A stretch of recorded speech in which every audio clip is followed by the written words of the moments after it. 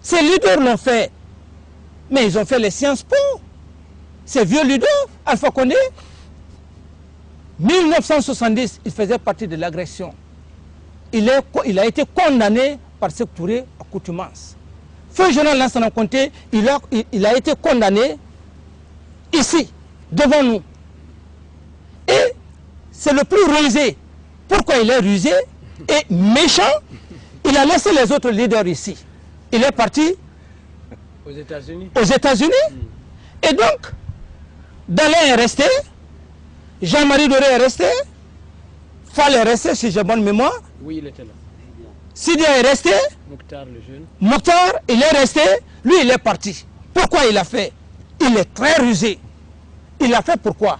Parce qu'il sait que s'il y a la justice, de près ou de loin, si ces hommes-là ont tiré, ces hommes ont tiré.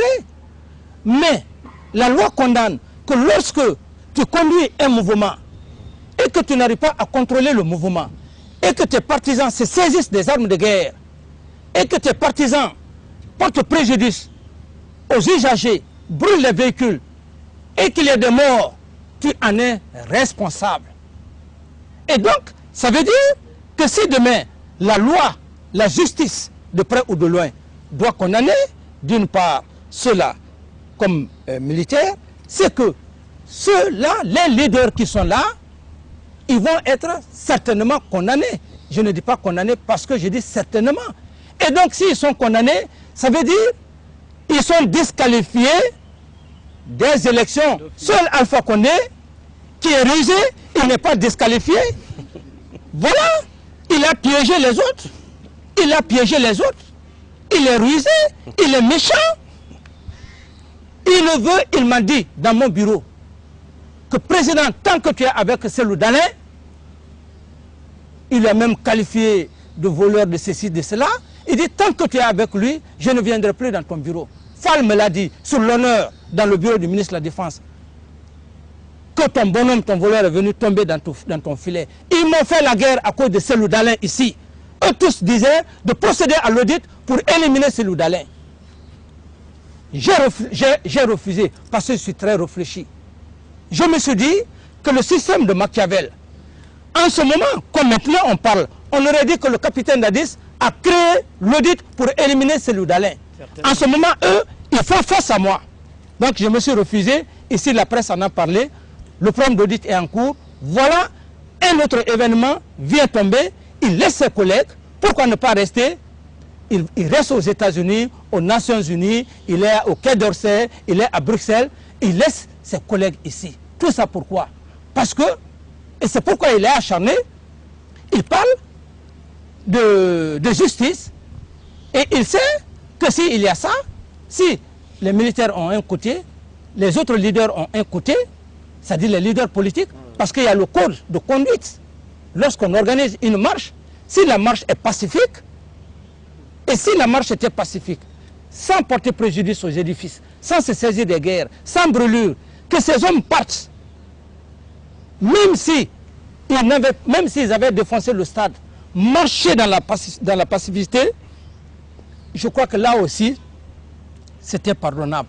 Mais du moment que les commissariats de police ont été saccagés, les armes de guerre ont été prises, tous les documents de l'État ont été jetés par-ci, par-là. Donc, les leaders, d'une part, ont été à la base parce que simplement, ils n'ont pas su cadrer leurs hommes.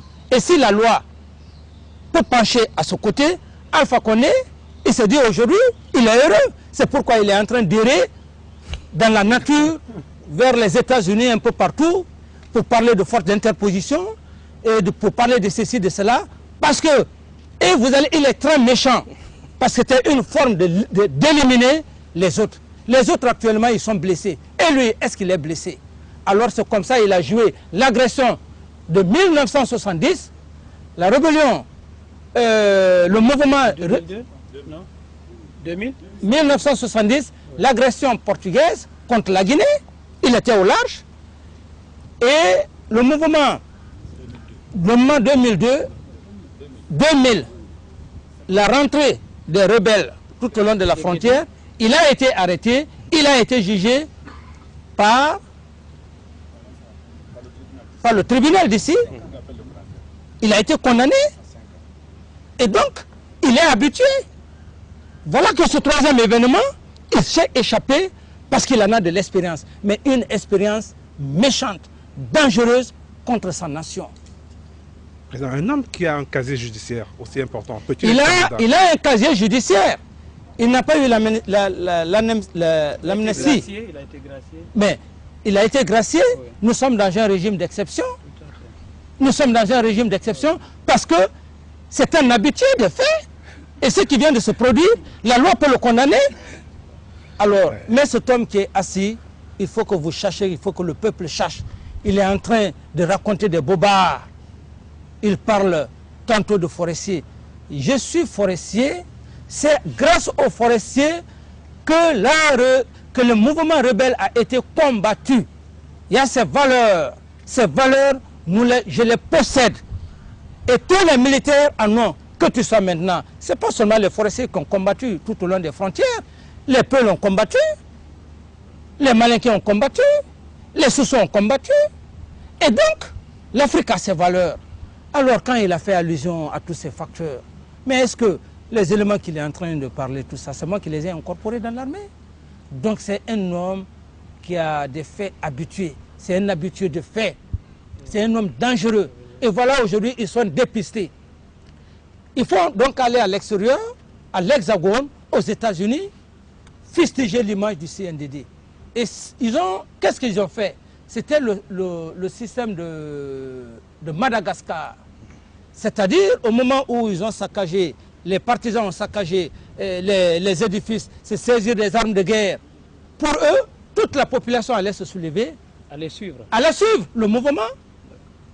Il fallait quoi? Créer une insurrection? Une insurrection, la population se lève, et puis éventuellement peut-être aussi l'armée, et donc le départ du président, comme ils ont fait à Madagascar. Mais ils se sont levés, une bonne partie de la capitale, si ce n'est pas cette bretelle qui est restée, donc ils ont échoué complètement.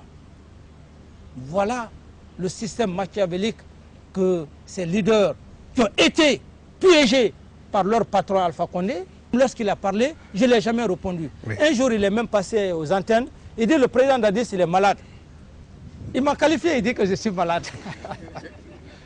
Les gens m'ont demandé, j'ai dit non, laissez-le. Son âge, il est perturbé. Alors, c'est son fils qui est là.